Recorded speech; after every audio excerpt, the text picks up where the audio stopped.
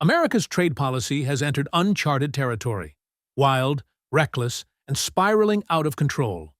The White House, under President Trump, has teased tariffs on semiconductors so staggering they border on insanity, 200 to 300%. Think about that. The backbone of modern technology, taxed into oblivion. Analysts called it bananas, berserk, and downright crazy. What was once touted as a clever strategy has mutated into a classic case of blowback. Washington thought it could pressure its partners into submission. Instead, it ignored the single greatest vulnerability in its own system.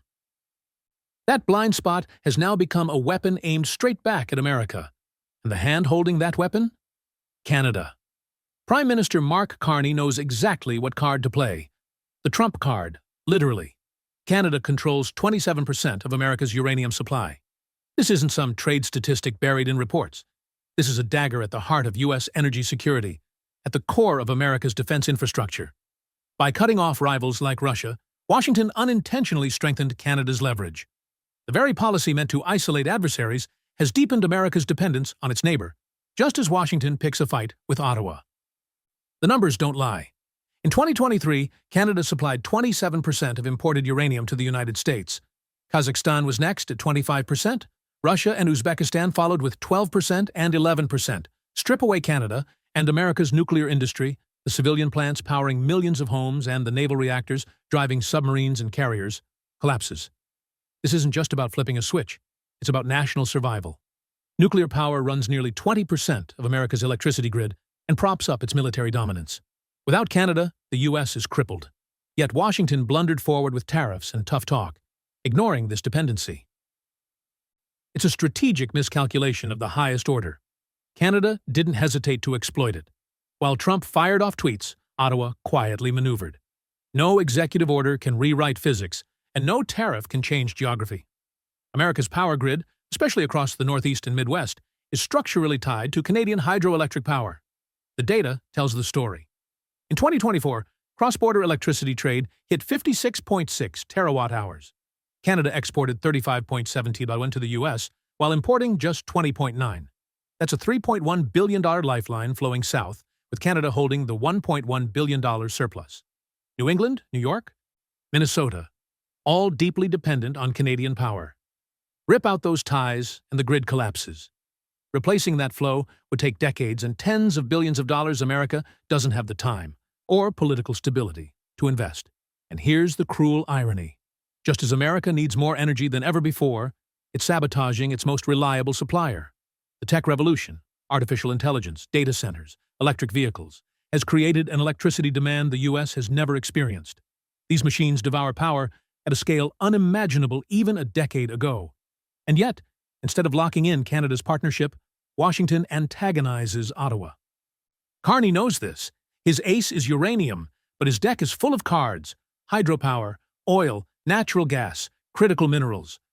Washington can rant about tariffs all at once, but it cannot wish away the hard truth. America's economic and military might runs on Canadian energy, and Canada is no longer the quiet junior partner. This leverage is already reshaping the balance. Ottawa isn't just resisting. It's actively repositioning. Deals with Europe and Asia are growing. New investments in mining, refining, and energy processing are flowing north. While Trump plays political theater at home, Canada is rewriting the global script. The pain inside the U.S. is undeniable. Energy prices are climbing more than twice as fast as overall inflation. The Consumer Price Index rose 2.7% last year, but household energy bills soared 5.5%. Nearly 60 utilities are preparing to raise rates in 2025, adding $38.89 billion in electricity costs and another $3.5 billion for natural gas. For ordinary families already stretched thin, this is financial suffocation. Tariffs were sold as protection, but they've become a regressive tax, hammering the very people they were meant to defend: low- and middle-income households. Confidence is eroding. Spending, the engine of U.S. GDP, is stalling. Each new tariff chips away at America's consumer base, undermining the system from within. And businesses? They're bleeding. A Canadian Federation of Independent Business survey, mirroring U.S. conditions, showed 90% of small businesses were drowning under tariff-driven costs. Nearly half raised prices on customers. Over a third absorbed losses, shrinking profits. A quarter scrambled to find suppliers outside tariff zones. Delays piled up. Uncertainty suffocated planning. What was supposed to be protection has become self-inflicted sabotage. Meanwhile, America's allies are recalculating. Europe, frustrated but desperate for stability, cut a deal. Washington agreed to cap tariffs at 15% on European imports, and in return, Brussels opened markets for U.S. agriculture, seafood, and tech. Europe bent for survival. Canada didn't. Ottawa held the uranium ace and simply waited. Strategic patience, no concessions. When the August tariff deadline passed without resolution, Carney didn't panic. He called Trump, but the official summary was telling. Trade challenges and security priorities were mentioned. Concessions? Not a word. Ottawa wasn't playing defense. It was building a new offense. Behind the scenes, Canada signed fresh contracts, attracted European and Asian investors, and doubled down on domestic industrial strategy. While Washington staged its tariff circus, Ottawa built new doors and windows to the global economy. The long-term result, the United States' grip on its closest ally, is slipping away. For the first time in modern history, Canada isn't just resisting U.S. pressure. It's using it as fuel to carve out a more independent future. Carney said it plain, to build Canada into an energy superpower will make Canada the global supplier of choice for critical metals and minerals, diversifying our trading partners and increasing our strategic leverage with the United States. And that is exactly what's happening. America's gamble wasn't just failing, it was boomeranging back with devastating force. The Trump administration had promised tariffs would bring factories home, rebuild supply chains, and spark a renaissance of American manufacturing. The reality? Empty promises and mounting pain. Take semiconductors, the crown jewel of modern industry. Trump boasted about tariffs of 200%, even 300% on foreign chips. The message was clear, make them in America or pay a crushing price. But months later, the reality was humiliating. We keep saying next year all this manufacturing will come back, one analyst sighed, but there's no evidence. None.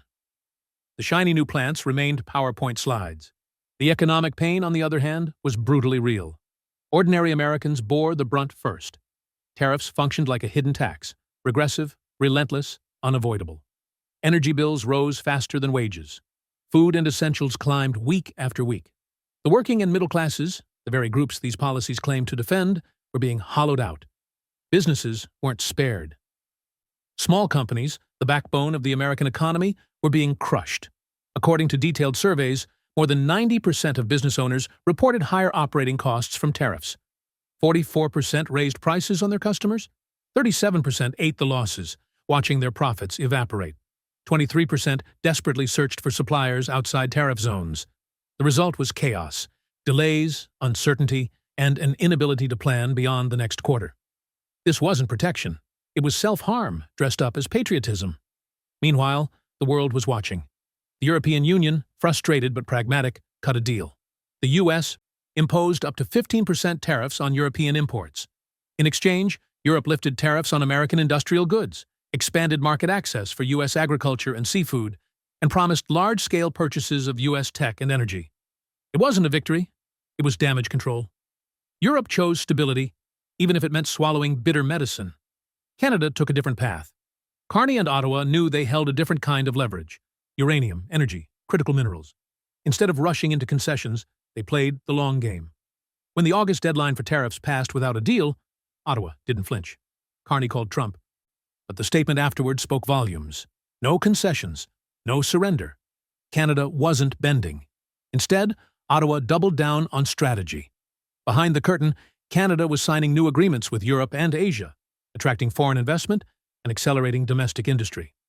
While Washington staged its tariff drama, Ottawa was actively repositioning itself for a new era. The old dependency on the U.S. corridor was eroding. New doors were opening across the globe. And America? It was busy bleeding itself dry. Tourism told the story in numbers too shocking to ignore. Once, the United States was the dream destination of the world. By 2025, it had become a nightmare. A $50 billion tourism trade deficit opened up almost overnight. International visitors weren't coming. Worse, Americans themselves were fleeing abroad for vacations. The U.S., once the cash cow of global travel, was hemorrhaging money. The collapse wasn't abstract. Hotel bookings by international travelers plunged 61%. Canadian reservations, once the lifeblood of border states, dropped 52%. Business travel collapsed 40%. Airlines abandoned American airports like rats leaving a sinking ship. In October 2025, Iceland's Play Airlines announced a total withdrawal from the U.S. Its CEO put it coldly. The North American market has proven less successful than expected. Translation? Customers were afraid of America's borders. Why? A meme. That's right. A single meme detonated a tourism crisis. A 21-year-old Norwegian, Mads Mikkelsen, landed in Newark with valid papers and a simple travel plan. 5 hours later, he was strip-searched, threatened with 5 years in prison, and slapped with a $5,000 fine. His crime? A photoshopped image on his phone mocking Vice President J.D. Vance's bald head. Border agents called it extremist propaganda. They demanded his phone password. When they found the meme, they deported him. The fallout was instant. Norway's biggest newspaper splashed the story across its front page. U.S. border officers fear bald politicians. The scandal reached Ireland's parliament, where lawmakers literally held up the meme during debate. What should have been a minor story turned into an international humiliation. America's paranoia had become institutionalized. The system wasn't malfunctioning, the system was the problem. Cases piled up. Hassan, an American Twitch streamer with 2.8 million followers, was detained at Chicago O'Hare and grilled about Trump and Hamas. A student, Ziming Wong, was arrested for human trafficking after helping 3 migrant women at the request of Border Patrol agents. His evidence of guilt? 3 pet hamsters and a girlfriend. He spent 30 days in jail, 10 of them in solitary confinement. The absurdity was now policy. Presidential Proclamation Sun 949 banned travelers from 19 countries and placed 36 more on a watch list. Student visas now required mandatory social media screenings. Harvard, MIT, Stanford students, over 300 of them, lost their visas for nothing more than Instagram posts or Twitter likes deemed hostile. What counted as hostile? Nobody knew. The ambiguity itself was the weapon. America's closest allies weren't blind. Germany warned its citizens that even with STA approval, entry to the U.S. wasn't guaranteed. Canada went further. It issued survival guides, teaching citizens how to endure U.S. customs, warning them that refusing to hand over passwords meant instant deportation and a 5-year ban. Ottawa wasn't just protecting its people. It was branding the U.S. as hostile territory. The so-called special relationship between America and Canada was unraveling in plain sight. What once was trust had curdled into suspicion. And inside Canada, ordinary people were voting with their feet. Statistics Canada reported a 12.1% drop in return trips from the U.S. in June 2025 compared to May. Just 2.8 million trips were recorded, 48% lower than the same month in 2019. Forbes analyzed the numbers bluntly. Collapse. Why? Canadians didn't feel safe. Surveys showed 58% feared for their safety in the U.S., 48% felt unwelcome, 45% worried about mistreatment at the border, and 43% feared mass shootings. Exchange rates weren't the problem. Inflation wasn't the problem. The problem was America itself. Journalist Heather Greenwood Davis summed it up. So many of my friends have said, I'm not going there. As people of color, as LGBTQ, as women, they don't feel safe. Canada responded strategically. Instead of begging for American tourists, it promoted domestic tourism, keeping Canadian dollars at home. Toronto, Vancouver, Montreal, cities once overshadowed by Chicago or San Francisco conventions, now became global destinations in their own right. Airlines cut U.S. routes. Ottawa was building its own wall, not of bricks, but of economics. The price tag for America? Catastrophic. 230,000 tourism jobs gone. 50,000 hotel workers laid off. 45,000 restaurant staff unemployed. 25,000 entertainment workers cut. Each one a family shoved into economic insecurity. And this was just the beginning. The collapse of tourism was only one front. The automotive industry, the pride of America's industrial heartland, was next on the chopping block. For decades, U.S. automakers had depended on Canada not just as a market, but as a full partner in supply chains. 1 in every 5 vehicles built in North America crossed the border at some point in its assembly. Engines, parts, and raw materials moved seamlessly back and forth. That system was now breaking down in real time. When Trump's tariff war escalated, Canadian suppliers didn't just absorb the costs. They pivoted. Contracts that once flowed into Detroit and Ohio were rerouted to Europe and Asia. Assembly plants in Ontario that had been synchronized with Michigan's Big Three started retooling for German and Japanese clients. Within months, the gears of integration that had hummed for decades were grinding to a halt. The impact was staggering. In Michigan, Ohio, and Indiana, layoffs hit like a hammer. Ford idled shifts. GM cut entire production lines.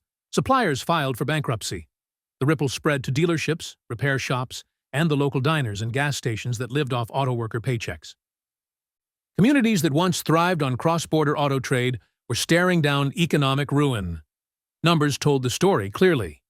Canada accounted for $63 billion in automotive exports to the United States in 2024, nearly 20% of the U.S. import market. Strip that away, and the U.S. supply chain seized up like an engine without oil. By mid-2025, analysts estimated auto prices for American consumers had jumped by 17%, not because of innovation, but because of tariffs and retaliation. And it wasn't just about cars, it was about identity. The auto industry had been America's post-war symbol of prosperity. Now it was being dismantled by policies designed in Washington but paid for in Toledo, Flint, and Dayton. Prime Minister Carney's government understood the leverage perfectly. For decades, Ottawa had been portrayed as the junior partner in the Auto Pact, a supporting role in Detroit's empire. Now, Canada was showing it could turn off the tap. The tariffs didn't just expose a dependency, they revealed that Canada was no longer trapped in America's economic orbit. And the shockwaves didn't stop at the factory floor. Wall Street felt them too. Auto stocks tanked, dragging the broader market with them. Credit agencies downgraded suppliers. Investors saw the future and didn't like what they saw. A North America fractured, a U.S. economy squeezed, and an administration so obsessed with short-term optics that it ignored long-term collapse. Even the Pentagon wasn't immune. Military procurement chains rely heavily on Canadian metals, electronics, and specialized manufacturing. When Canada hinted it might prioritize contracts with Europe, defense analysts went pale. Warships, jets, tanks, every major weapons platform had a Canadian fingerprint somewhere in its production. Tariffs weren't just hurting cars. They were eroding America's military readiness. While Washington blustered, Ottawa diversified. Mining deals with Germany. Rare earth partnerships with South Korea. Battery plants aimed at serving Europe's EV market. Canada was building not just independence, but influence. The more Washington squeezed, the more Ottawa slipped away into the global economy. Meanwhile, American households were suffocating. By late 2025, inflation was no longer transitory or manageable. It was embedded. Tariff-driven costs were baked into everything from groceries to gasoline. Energy bills were consuming record shares of household income. Families who once budgeted for vacations or home upgrades were now living month to month, paycheck to paycheck. The irony? Canada was weathering the storm better. By keeping its tourism dollars at home and redirecting exports abroad, Ottawa softened the blow. Yes, Canadian businesses faced disruption, but Carney's industrial strategy created new lifelines. Subsidies, investment incentives, and global deals blunted the impact. For the first time in modern memory, Canada looked more stable than its southern neighbor. America's image abroad was disintegrating too. Stories of travelers harassed at the border, students losing visas, and families bankrupted by tariffs painted a portrait of a country unraveling. European papers ran headlines about Fortress America. Asian markets quietly reduced exposure to U.S. bonds and increased holdings in Canadian securities. Global investors were voting with their wallets. Back at home, frustration was turning into fury. Farmers hit by soaring fertilizer costs, remember Canada's dominance in potash, marched on state capitals demanding relief.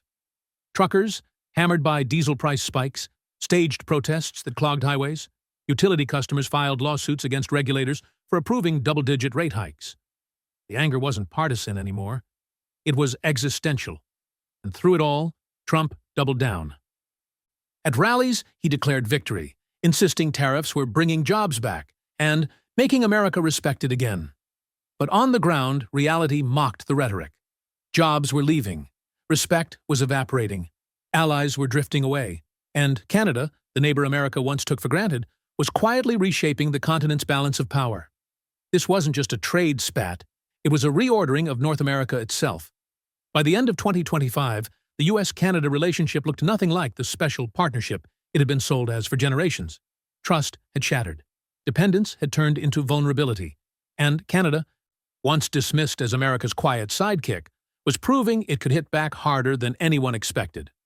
The energy war alone told the story. Uranium, hydropower, oil, potash, Canada controlled levers that reached deep inside America's economy. Washington thought it could bully Ottawa with tariffs, but reality flipped the script. Ottawa wasn't begging for access. It was rationing it, weaponizing its resources with surgical precision. In energy markets, Canada had quietly become a superpower. The numbers were brutal. America's electricity demand was spiking from AI data centers, crypto mining, and the EV transition. Yet grid operators from New England to Minnesota were openly warning of shortages if Canadian power imports dried up. Replacement capacity would take 10-15 years to build, and that was if permitting battles, environmental lawsuits, and political gridlock didn't kill the projects first. The U.S. didn't just need Canada, it was addicted, and Carney knew it. His speeches grew bolder by the month. Canada will not be a junior partner, he declared. We will be a global supplier of choice, not just America's supplier of convenience. It was more than rhetoric. It was policy. Ottawa rolled out new mining credits, export insurance, and strategic partnerships. While Washington spiraled into tariff theatrics, Canada was drawing a map of its future as a global energy hub. Meanwhile, America was stuck fighting itself. Border paranoia turned airports into international punchlines. Tariffs crippled small businesses. Inflation gnawed at wages. The once golden tourism industry collapsed into a $50 billion deficit. The auto heartland bled jobs. And farmers, once Trump's staunchest allies, were now screaming at state houses over fertilizer costs and collapsing exports. Even the Pentagon whispered concerns. If Ottawa tightened uranium supply further, America's nuclear navy, submarines and carriers, would face procurement delays. Defense planners ran scenarios they'd never dared write before. What if Canada cut us off? The cultural fallout was just as severe. For decades, American and Canadian families had crossed the border casually. Ski trips, shopping runs, summer vacations. By 2025, that easy familiarity was gone. Canadians saw the U.S. as dangerous, unstable, even hostile. Polls showed majorities unwilling to travel south, citing safety, gun violence, and mistreatment at the border. Exchange rates and inflation didn't matter. Fear did. The cracks widened globally. Europe, once skeptical of Trump's trade theatrics, had swallowed a compromise deal to keep markets open. Asia was hedging, deepening ties with Canada. Global investors redirected capital flows northward. For the first time in living memory, Canada wasn't just riding America's coattails. It was stepping out as a competitor on the world stage. And in Washington, the spin machine kept grinding. At rallies, Trump thundered that tariffs were the greatest economic win in U.S. history. He waved charts showing record revenues. But the lived experience told another story. Rising bills, empty hotels, shuttered dealerships, and restless allies. The gap between rhetoric and reality had grown into a canyon. The irony was crushing. Tariffs meant to rebuild American strength were dismantling it. Measures designed to isolate rivals ended up isolating the United States itself. What began as a political stunt metastasized into a structural crisis, eroding alliances, destabilizing industries, and hollowing out the very middle class it claimed to defend. And through it all, Canada held steady. Strategic, patient, ruthless when necessary. By 2025's end, Ottawa had proven it could wield leverage just as effectively as Washington, and perhaps more responsibly. The uranium card had stunned Trump, but it wasn't a one-off move. It was a demonstration that America's neighbor had grown into something new, a power in its own right. This wasn't just about trade, it was about a historic shift in North America. The U.S. was discovering, painfully, that it could no longer dictate terms. Its largest trading partner wasn't a supplicant anymore. It was a rival, a partner, and an equal, depending on how Washington chose to behave. The old era was over. The quiet decades of American dominance, when Canada played the loyal junior, had ended. What replaced it was uncertain, volatile, and dangerous. But one truth was already undeniable. The United States had underestimated Canada, and in 2025, Canada proved it could and would strike back. Strike back. Strike back.